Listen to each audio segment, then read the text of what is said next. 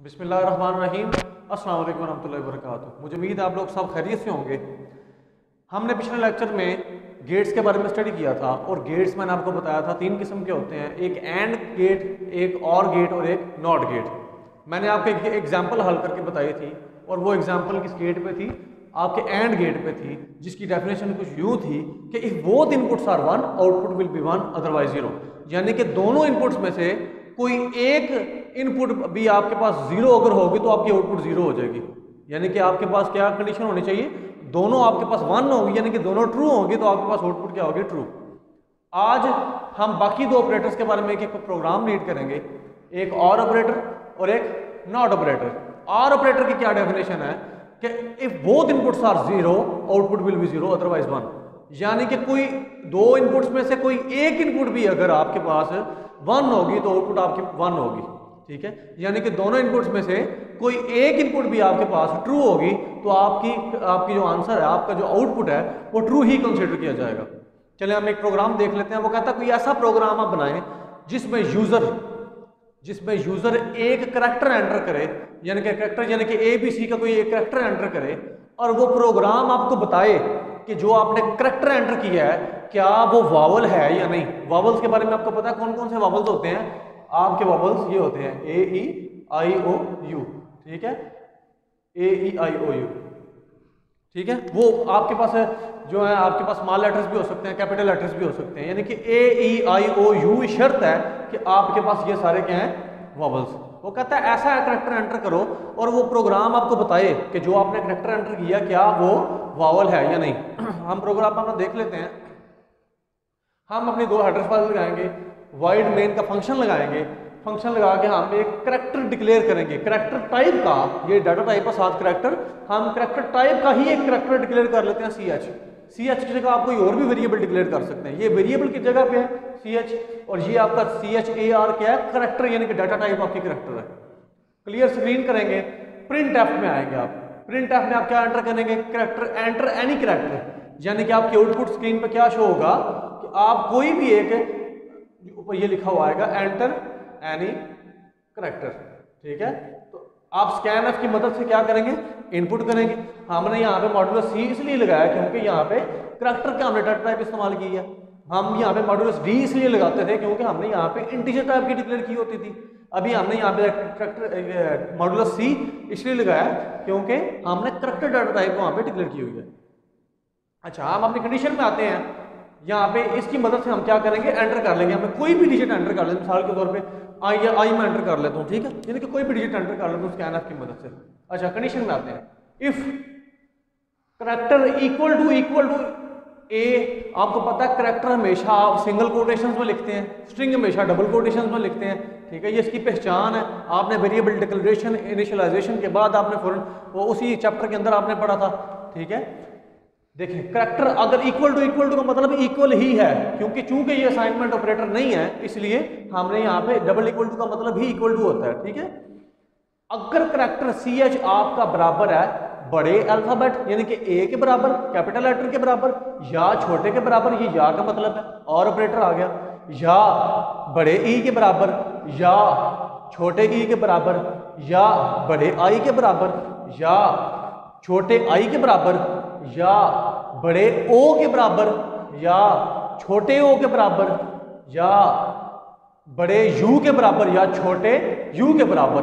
अगर ये आपकी करैक्टर जो है इनके इक्वल है तो हम क्या करेंगे? प्रिंट एफ आपको क्या मिल जाएगा? You entered an vowel. ठीक है, यू एंटर्ड अ वावल। ठीक है, वरना अगर ये इसके इक्वल नहीं आता तो वो क्या एल्स की स्टेटमेंट में क्या करेगा? अगर ये सारी फॉल्स हो जाती है, अगर हमने इसके इक्वल हमने नहीं कोई प्रेस किया, कोई हमने नहीं एंटर किया इसके मुताबिक कोई, यानी कि A-E-I-O-U में से कोई भी अगर हमने वहां पे नई नंबर एंटर किया तो हमें वो क्या करेगा? एल्स कंडीशन में जाके क्या करेगा? You did not enter a vowel. अब मैंने यहाँ पे चूंकि I एंटर किया था तो I में हमें वो यहाँ पे जाएगा, वो इस कंडीशन में चेक करेगा क्या यहाँ पे I है। मैंने छोटा I एंटर किया है, वो देखेगा A-E-I, ये I। इसका मतलब ये है कि इन सारी, ये या का मतलब क्या था? अगर इनमें से कोई एक कंडीशन भी ट्रू हो जाती है, ठीक है, तो आपके पास आपकी आउटपुट क्या होगी? ट्रू होगी। आपको मैंने बताया था इसका ये टेबल है। मिसाल के तौर पे मैं आपको यहाँ पे बताता हूँ। A and B 1 1 1 0 0 1 0 1 0 1 1 1 0। इसमें क्या था हमारे पास और ऑपरेटर के अंदर, अगर हमारे पास ये दो इनपुट्स, अगर दोनों में से अगर दोनों ट्रू हैं तो हमारे पास आंसर ट्रू होगा, अगर दोनों में से कोई एक ट्रू है तो ट्रू होगा, अगर दोनों में से कोई एक ट्रू है तो ट्रू होगा, अगर दोनों फॉल्स हैं तो फिर फॉल्स होगा। तो हमने यहाँ पे फॉल्स एंटर कर, ठीक है। हमारे पास देखें ये सारी कंडीशन है, इन सब में से एक ट्रू है, बाकी सारी फॉल्स है, क्योंकि अब बाकी मैंने एंटर तो नहीं किए, लेकिन जो एक एंटर किया है अगर उसको जीरो एक है हमारे पास जो है 1 है, यानी कि एक ट्रू है बाकी 0 है, तो हमारे पास आंसर क्या आएगा ट्रू, यानी कि ये सारी कंडीशन क्या होगी ट्रू होगी। तो हमें यहाँ पे आंसर क्या शो कर देगा, यू एंटर्ड अ वोवेल, ठीक है। अगर मैं इनमें से कोई एंटर नहीं करता तो फिर मुझे वो क्या देगा, printf you did not enter a vowel, ठीक है। मुझे उम्मीद है आपको इसके बारे में समझ आ गई होगी। अभी हम देखते हैं दूसरा प्रोग्राम नॉट ऑपरेटर का। इसी तरह दो हमने हेडर फाइल्स लगाई, वॉइड मेन का फंक्शन लगाया और इंटीजर टाइप का एक n हमने वेरिएबल डिक्लेयर कर लिया, इंटीजर टाइप का n वेरिएबल डिक्लेयर कर लिया, ठीक है। वहां पे हमने कैरेक्टर डिक्लेयर किया था, हम यहाँ पे इंटीजर टाइप का n जो है वेरिएबल डिक्लेयर करेंगे।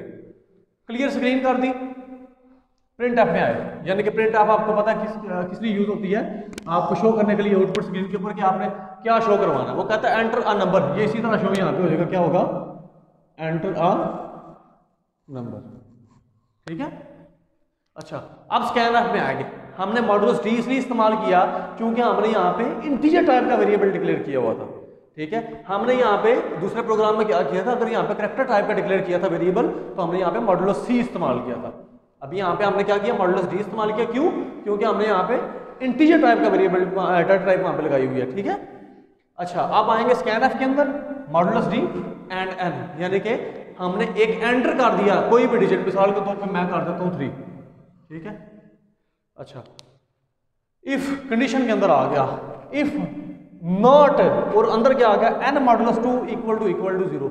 आपने इवन प्रोग्राम पढ़ा होगा कि n मॉडुलस 2 यानी कि n वो डिजिट जो हमने एंटर किया है, ठीक है, उनमें से कोई भी, यानी कि देखें जो हमने एंटर किया डिजिट उसका मॉड लेना 2 के साथ, उसको डिवाइड करना 2 के साथ, अगर उसका रिमाइंडर आता है 0 के बराबर, अगर उसका रिमाइंडर 0 के बराबर आया तो ये बाहर लगा हुआ नॉट ऑपरेटर वो उसे क्या कर देगा, उस 0 को 1 कर देगा, ठीक है। तो इसका मतलब क्या हो गया 1, अगर 1 हो जाता तो फिर क्या होगा, print f you entered an odd number, और 1 आपको पता है ऑड नंबर होता है, ठीक है। आपको पता है ये ऑड कौन कौन से होते हैं और इवन कौन कौन से होते हैं, 2 4 6 8 10 1 3 5 7 9, ठीक है। अगर किसी का n के साथ मॉड, यानी कि उसका रिमाइंडर जो है अगर बराबर आ जाता है 0 के, तो उस 0 को ये बायर ऑपरेटर जो लगा हुआ है नॉट ऑपरेटर उसे क्या कर देगा, 1 कर देगा, ठीक है, 1 कर देगा। आपको मैंने नॉट ऑपरेटर पढ़ाया था, क्या होता है a नॉट a, ठीक है। अगर 1 0, देखिए 1 को क्या कर देगा 0, 0 को क्या कर देगा 1, राइट। तो देखें अगर n के साथ मॉड उसका 0 आता है, उस 0 को ये क्या कर देगा ऑपरेटर 1 कर देगा, और आपको पता अगर 1 हो जाता है ये कंडीशन ट्रू हो जाती है तो फिर क्या करेगा, you entered an odd number, ठीक है। और अगर इसका आंसर 0 के बराबर, 0 को ये 1 नहीं करता, मिसाल के तौर पे आप इसका आंसर नहीं, मैं यहाँ पे एंटर कर देता हूँ, मिसाल के तौर पे 4 एंटर करता हूँ, या मैं क्या करता हूँ, हाँ 4 एंटर करता हूँ, यहाँ पे 4 के साथ मैं 4 मॉड 2, तो इसका आंसर क्या आ गया 0, ठीक है। इसका रिमाइंडर क्या आता है 0, उस 0 क्या कर देना इसने 1 कर देना, तो हमारे पास ये एग्जीक्यूट होगी स्टेटमेंट। और अगर मैं यहाँ पे एंटर कर दूं 3, जैसे कि वो मैंने एंटर किया है, 3 के साथ मॉड को लेता हूँ, तो मेरे पास इसका आंसर 0 नहीं आता, मेरे पास इसका आंसर आता है 1, तो उस 1 को ये नॉट क्या कर देगा 0, तो अब 0 जाहिर बात है ये कंडीशन पास होगी, तो सीधा किसके अंदर आ जाएगा, एल्स के अंदर, और एल्स के अंदर क्या हो जाएगा, यू एंटर्ड, ठीक है। मुझे उम्मीद है आपको मेरे जो प्रोग्राम आपको बताए हैं इसकी समझ आ गई होगी।